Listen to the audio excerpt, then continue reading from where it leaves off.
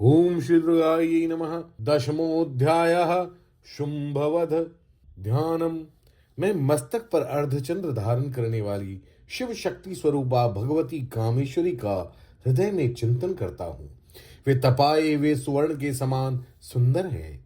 सूर्य, चंद्रमा और अग्नि, ये ही तीन उनके मित्र हैं तथा वे अपने मनोहर हाथों में धनुष, बाण, अंकुश, पाश और शूल धारण किए हुए हैं।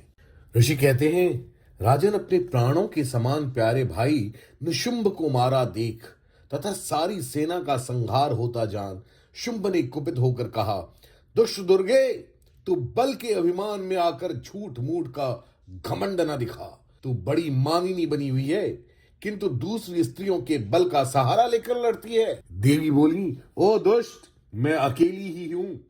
इस संसार में मेरे सिवा दूसरी कौन है?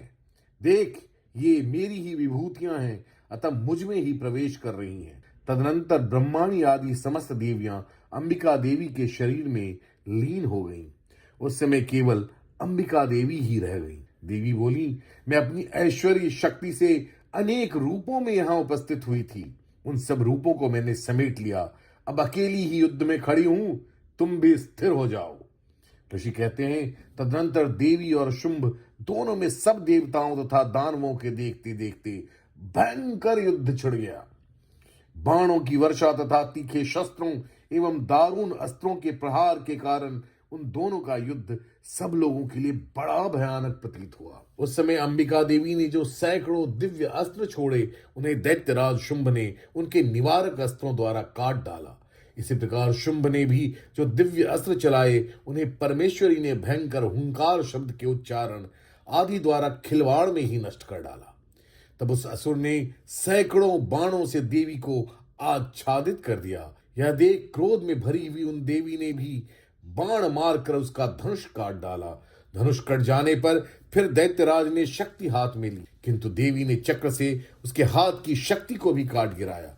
तत्पश्चात दैत्यों के स्वामी शुंभ ने 100 चांद वाली चमकती हुई ढाल और तलवार हाथ में ले उस समय देवी पर धावा किया। उसके आते ही चंडिका ने अपने धनुष से छोड़े हुए तीखे बाणों द्वारा उसकी सूर्य किरणों के समान उज्जवल ढाल और तलवार को तुरंत काट दिया। फिर उस दैत्य के घोड़े और सारथी मारे गए। धनुष तो पहले ही कट चुका था। अब उसने अंबिका को मारने के लिए उद्यत हो भयंकर मुदगर हाथ में लिया। उसे आते देख देवी ने अपने तीक्ष्ण बाणों से उसका मुदगर भी काट डाला, जिस पर भी वह असुर मुक्का तान कर बड़े वेग से देवी की ओर झपटा। उस दैत्यराज ने देवी की छाती में मुक्का मारा, तब उन देवी ने भी उसकी छाती में एक चांटा जड़ दिया। देवी का थप्पड़ खाकर दैत्यराज शुंभ पृथ्वी पर गिर पड़ा, किंतु पुनः सहसा पूर्ववत उठकर खड़ा हो गया। फिर वह उछला और देवी को ऊपर ले जाकर आकाश में खड़ा हो गया। तब चंडिका आकाश में भी बिना किसी आधार के ही शुंभ के साथ युद्ध करने लगी। उस समय दैत्य और चंडिका आकाश में एक दूसरे से लड़ने लगे।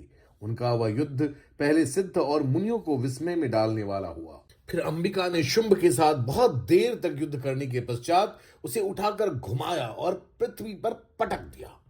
पटके जाने पर पृथ्वी पर आने के बाद वह दुष्टात्मा दैत्य पुनः चंडिका का वध करने के लिए उनकी ओर बड़े वेग से दौड़ा। तब समस्त दैत्यों के राजा शुंभ को अपनी ओर आते देख देवी ने त्रिशूल से उसकी छाती छेद कर उसे पृथ्वी पर गिरा दिया। देवी के शूल की धार से घायल होने पर उसके प्राण पखेरु उड़ गए और वह समुद्रों, द्वीपों तथा पर्वतों सहित समूची पृथ्वी को कपाता हुआ भूमि पर गिर पड़ा। तदनंतर उस दुरात्मा के मारे जाने पर संपूर्ण जगत प्रसन्न एवं पूर्ण स्वस्थ हो गया तथा आकाश स्वच्छ दिखाई देने लगा।